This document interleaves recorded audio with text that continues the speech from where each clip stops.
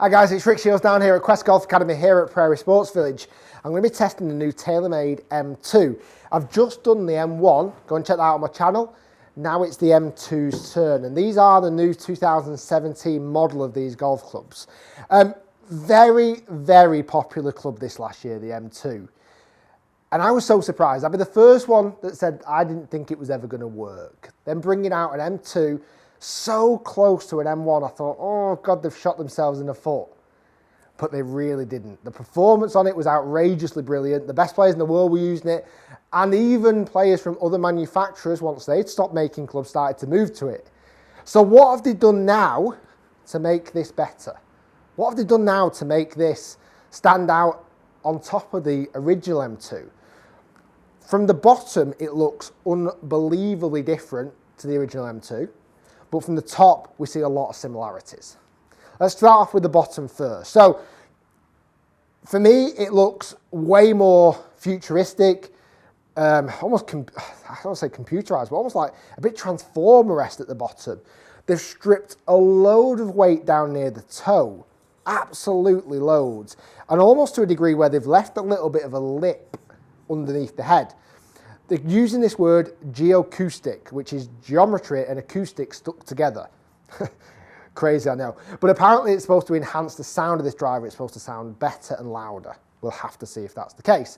It's still got the slot behind the face, which is helping with off-centered hits. But what the biggest standout feature of this is the colour scheme. It's moved away from the kind of gold colour scheme, and it's gone with what they're calling kinetic green. Now for me, that looks very familiar to colour that we've already seen on a different driver that may no longer be being made. I don't want to say any names. It might help a lot of those players who are moving to TaylorMade feel a little bit more at home potentially. But they could have picked any colour in the world. But they chose a lime green / yellow colour. Coincidence? I'll let you be the judge of that.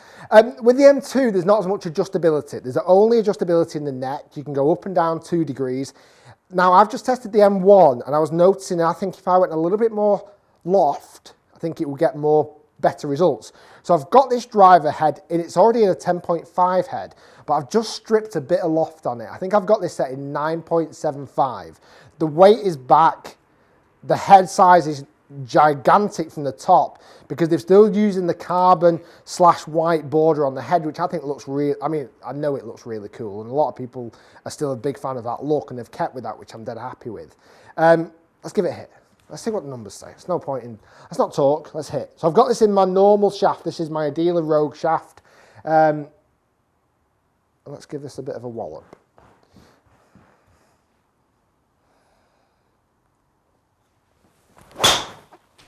It is mega loud. Wow, that was loud. A lot louder, like almost like higher pitched than the M1. Normally, I would say the M2 and the M1 last year, it sounded almost a bit dead. I quite like the sound, but it sounded dead. That did not sound dead. That sounded really loud. Now, is that a massive change? I don't know. I don't know. You might hear Dustin Johnson on a commercial saying, oh yeah, I love the sound. I'm not sure if it makes a huge difference. Let's go again. Performance on that wasn't great. It was a little bit shorter than what I'd like to see, but I don't think I middled it. Let's go again. That's nice. That's a lovely golf shot. Felt great, that. Probably not in the sweetest of sweet spots. Again, I talked about this in the M1 video.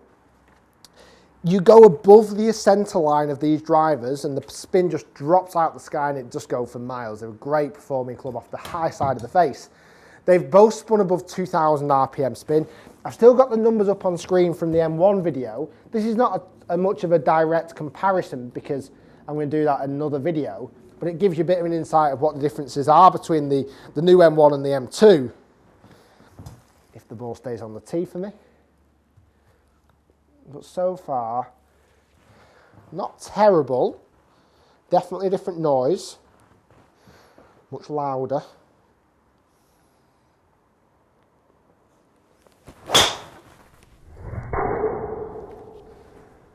I just can't get over how loud that actually is. It's deafening compared to the original M1, M2, and much louder than the original M1. Maybe they didn't have as much, I said it in the M1 review, the geoacoustic technology in the M1. I don't think they did. In this they have, and it sounds unreal, sounds really loud. Let's go a couple more actually. Don't feel like I've quite middled that. They're all a little bit low off the head, not quite perfect, not bad, but not as good as I know they could be.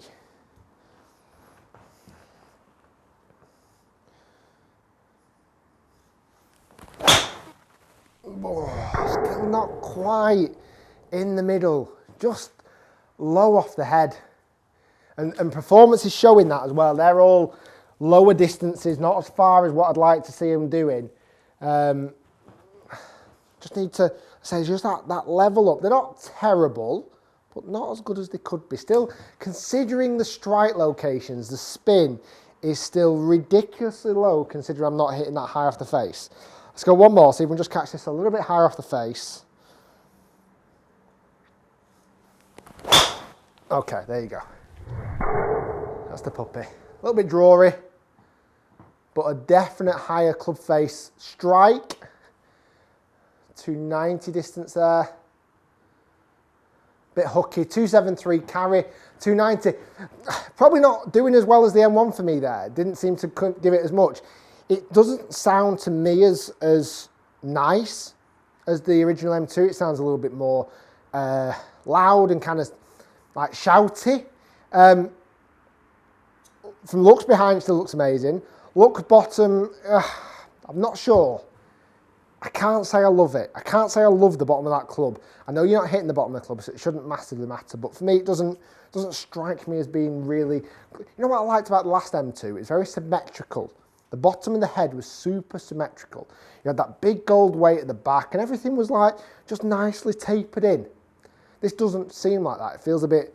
To me, from even looking down at this looks draw biased. Now, there is a D type of this coming out, a draw type coming out, but that looks a bit draw biased to me. The looks of the bottom of the head. I'm not sure if they got that right there at the bottom, but I'll let you be the judges of that. Let's have a look at some numbers. So we've got the M2 on the bottom row of that number. 274 carry distance. Not as good as when I had the M1 in the weight back position. Might just be the fact that I'm more familiar with the weighting system of the M1. Ball speed was actually up, 159 ball speed, which is faster than the M1. Spin rate was 2000, which actually, considering it's the weight back position, is still pretty good. Like I say, very, very similar to the M1 with the weight back, but for me, I just love the M1 more. I just thought it performed a lot better, and it sounded nicer. It sounded a little bit more kind of dead, and that must be more the carbon in the M1. For me, there's more of a separation between these two drivers this year. Last year, they kind of got quite close together. You had the adjustability of the M1, granted, but you had the simplicity of the M2, where now I just feel like these have gone a little bit further apart. The M1 has become way more adjustable in the way that track has gone further back, and they've stripped weight here and they've stuck it there, and it looks still amazing on the top. Still not sure about the bottom. Where M2, they've still got the look on the top. They've made it super loud. Honestly, really loud. Move that weight back, still central, but it doesn't look for me as clean cut as smart, but that's just my opinion on this driver. Why they brought in this lime green colour, time will only tell. I hit high on the face, potentially. I will do you know what, I'm going to do it. I've just not got it at the moment. It won't be dead soon. An M2 versus M2. That's going to come soon, because I feel like the M2 has changed quite a lot away from the original M2, where the M1 probably is a little bit closer to the original M1. Interesting. Guys, thanks for watching.